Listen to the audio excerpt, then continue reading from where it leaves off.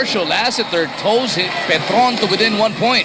Game of runs. Kanina, remember, there was a 9-2 run on the part of Barangay Ginebra to build that lead of theirs. Now it's Petron's turn. It's an 11-2 run on their part. Barakael pumasok na para dito sa barangay kasama si Lowhorn, Aguilar, Urbistondo, and JJ Helterbrand. Arwin Santos nagbalik na rin. Pinagpahinga muna ang kanilang import na si Millsap. Kasama niya si Lassiter, who just put up a terrible shot. At dyan din si Fajardo, Lanete, at etong si Chris Lutz. Pressure in the backcourt being applied here. Ayaw patanggapin itong point guard ng Barangay Ginebra. JJ na nagtawid ng bola.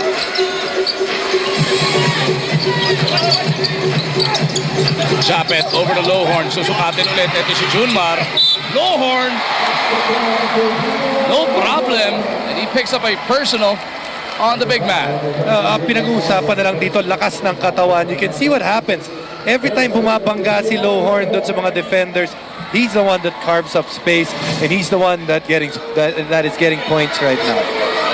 Out of the University of San Francisco, etong si Lowhorn. Lutz on the attack, gets it over to Arwin. The 17-footer doesn't work. Arwin knew it. Tried to get his own rebound. Napunta na kay Barakael yung bola. Here comes Helterbrand. Urbistondo pleading for it. They go back to Matt. Jumping into trouble. Lanete on a 4-on-2. They go to Arwin underneath, and Santos delivers the 2 points. So far, the running game of Petron, especially in the last 3 minutes, has done them well.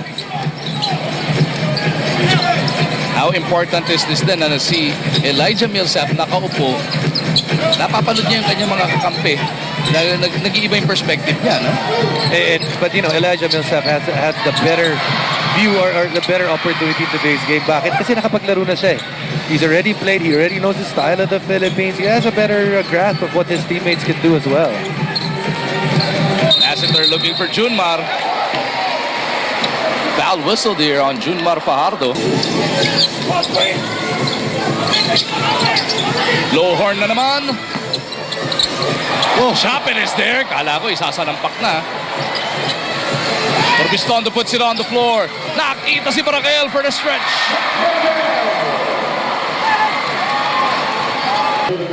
Maybe about 3 conferences ago, maybe that 2 conferences ago, there was no depth in this team.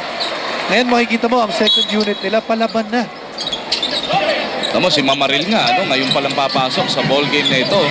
As JJ rattles out on the 3, pero Mamaril keeps it alive. Barangay Ginebra has a fresh 24. Offensive rebounds helping Barangay Ginebra in this quarter. That's already 2 in the first 3 minutes. Mamaril, quick release on Arwin. Lassiter has 2 guys on him. Hinahanap ng Petron yung libre. Lutz, iiwan para kay Arwin. Oh, forced to put up an air ball dahil nandito si Japet all over him. Japet also becoming that X factor. On one end, you dito kay Lassiter. 12 seconds on the Ginebra shot clock. JJ launches it. Go. Tapi ka ng bola. Junmar taps it over. Papunta kay Millsap. Elijah on the move. Barakael looking to recover. Sabi ni Junmar, hinawakan na ni Mamaril eh. Nagulangan yata yung bata. Quite early, pero tagal bago dumating yung bola sa kanya.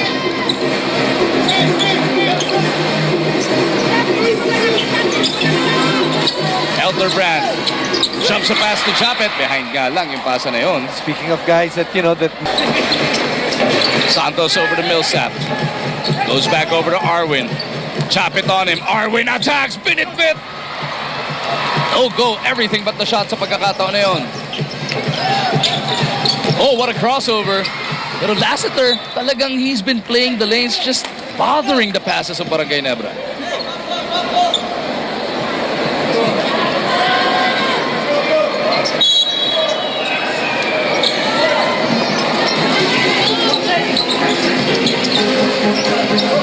Japet meets the pass, 10 segundo para makatira ang Ginebra. Urbistondo having some trouble with Lanete. Urbistondo, ando na naman si Lassiter. Pero yung haba ni Japet, nakakuha na naman yung possession. Barakael attacking the baseline. Is clobbered.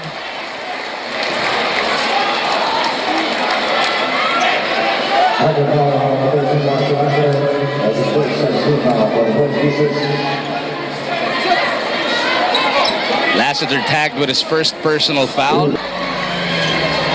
Mapapanood na din po ang PBA sa pinakabagong channel sa Pay TV. Pahinga si Urbistondo. Barangay stretches the Ginebra lead up to 8. Mapapa-timeout si Coach. Ask for him ay ang baguhin ng individualistic mindset ng players to a team concept that will maximize their talents by focusing on chemistry. It's a big task because he needs to be able to define the roles ng bawat isa at ng coaches as well to get everybody on the same page to win the first win. Thank you, Erica. Yeah, tough thing para dito sa Petron is they've been through a ring of coaches in the past 2 years. Palit sila ng palit. So even the players, they don't have that continuity. Petron with the leather here. Millsap goes all the way. Back-to-back hits by the Blaze Boosters brings them to within 4. Well, every time there's a timeout, they get into decent runs. Pero yung na-quote ni Erica, no, nang hinahanap nga ni Coach Gina, huwag masyadong individualistic. Etong Blaze Boosters and yung pagde-define ng rules, yun yung sinasabi ng mga taga-Petroniverse. Ayun. But up to now, yun pa rin naman na nagiging problema nila. Because when you look at this lineup, Japet, and you know that this is going to be on the other side, dinagdag mo naman si Japet para sa Barangay Ginebra. But going back to Petron, they are a strong team. 40-34 is the score. Ginebra abante by 6 points. Nangangalahati na po ang ating second quarter. Kapag nagmetangan ng bola, gets it to Lassiter. Outside shot doesn't work. Nawala na yung bola. Tinulak pa ni Mamaril si Jeff. Tenorio on the move. Naiwan ng bagya si Kabagnot. They go to Barangay. 6 seconds na lang natitira sa shot clock ng Ginebra. Barangay bothered by Millsap. Kakiwa misses on that one. Gotta give credit to the individual. Now is consultant Purvis para dito sa Petron. Defense is just a mindset. Very early on when your legs are fresh, it's easy to be really hard defensively and tough defensively. Arwin picks it up and puts it in. Basa apat ang hinahabol dito ng Petron. 5 minuto bago tayo bumalik sa Sports 5 Center with Rico Lili, Richard Del Rosario, and our special guest, Big Bo Belga. Mamaril took the contact, inagis na lang. Pumasok pa yung tira. Hasn't been a good day para kay Junmar Fajardo. He's not getting anything there on the offensive end. Defensively, kinuskoran pa siya ng mga bantay niya. Nakanakaw ba dito si Barakel? It's a 4-on-2. They look for Japet underneath and he delivers the 2 points. And you see, LA is one of those guys that practiced a lot with Japet. So nakikita niya kung saan pupunta sa Japet. Has a better realization on what do Japet need. Tatlong araw pa nga lang ito si LA at si Japet nakakapag-ensayo sa Barangay Ginebra pero sila magkasama nung nasa national team sila. Barangay misses on the 3. Pretty fast-paced game, ha? Wala tayo masyado mga stoppages. Both teams just attacking.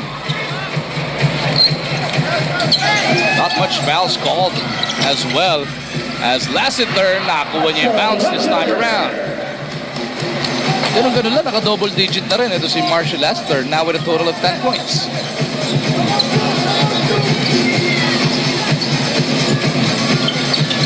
Kagiwa goes to his left. Bounces it out, papunta kay Mamaril, who loses it. Lassiter gets it to Millsap. Sinimplihan na lang niya yung dakdak sa pagkakataong yun. 44-40 is the score. Petron now within 4 points as we take another look at that sweet-looking jam mula dito kay Elijah Millsap. Timeout muna para sa Barangay Ginebra. Quarter, and he's done it in a variety of ways, Jason. He's an inside-out type of guy. He can play defense, can play offense. And the nice thing about him, like you said, the variety is hindi mo siya pwedeng, you can't stick to him because he can drive, but also he is a dead shot from 3-point range as well. No, not today. Dalawang airball na yan. Kagiwa, di madagdagan yung kanyang total. Mark actually scored 7 in quarter number 1. Mababalik lang naman niya dito sa second quarter. Lowhorn back on the floor against Kramer. Si Lowhorn has been slowed down somewhat mula nung Tenorio over to Lowhorn. Loses the leather that time around. Ito na si Cabagnot over to Lassiter. He launches another three. Ispalinghado talaga doon as Ellis nagmamadali kumakaripas, wanting that highlight reel. But he missed Mark Caguioa. Mark Caguioa was right open on the right side. Kasi bumibuelo siya eh. Sometimes pag bumibuelo ka, you look at the ball instead of looking up. Tenorio bebuelo din dito ng pasa. Caguioa down low to Lowhorn. Lowhorn nahirapan, lalabas kay Caguioa. 10 to shoot. Caguioa finding Wilson. He's fouled by Millsap. You know, most of his shots have been going to his right, even in the post. So you can see, Doug has been closing out yung balik niya sa kanan, kaya hindi siya, kaya he's forced to kick it out. Let's see how Dior adjusts to what Kramer has been dealing him. As Wilson splits, panig sa lima ulit ang abante ng Ginebra.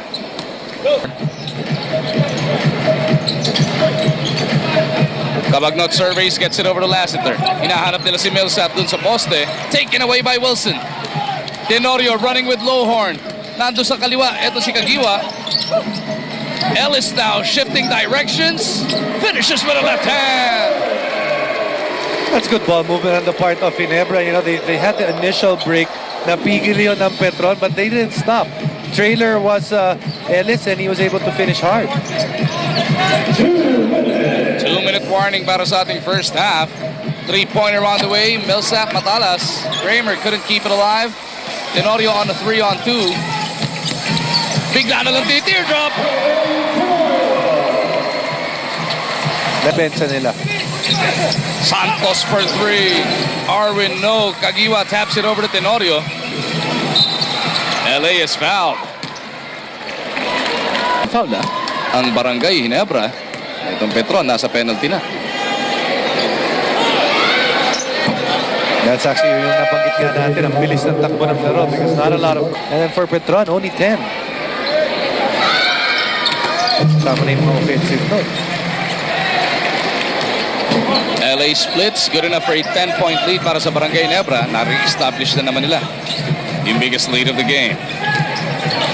Millsap on the right, gets it over sa bagong pasok na si Deutschmann. Cabagnot on the move, should count. He will through to the line for...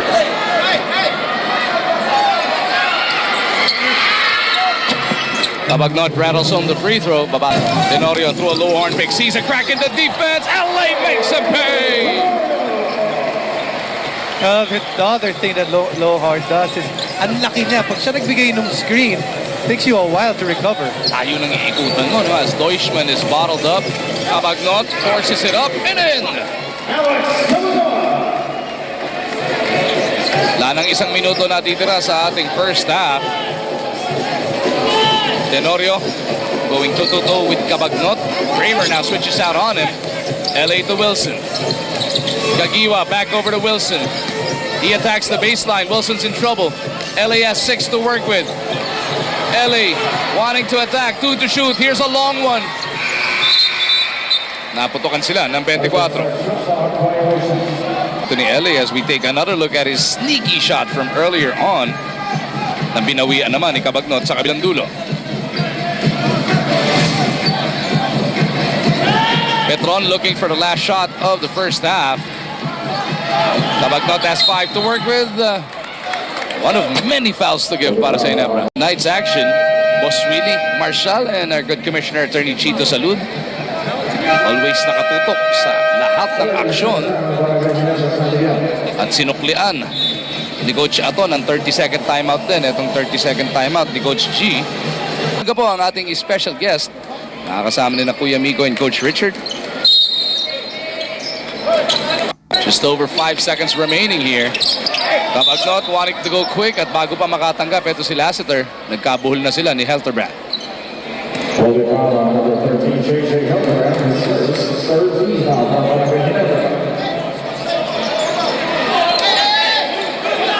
Inbound from the other sideline. Sakto 3 segundo natitira sa ating second quarter. Deutschmann puts it up. Deutschmann couldn't deliver. And And that'll do it for the first 24 minutes of action. 52 po magbabaon ng 7 puntos na kalamangan. Sports 5 Center is coming up. Pagkatapos nun, ibe-breakdown na ni Jason Webb ang ating first half. Tutok lang dito sa IBC.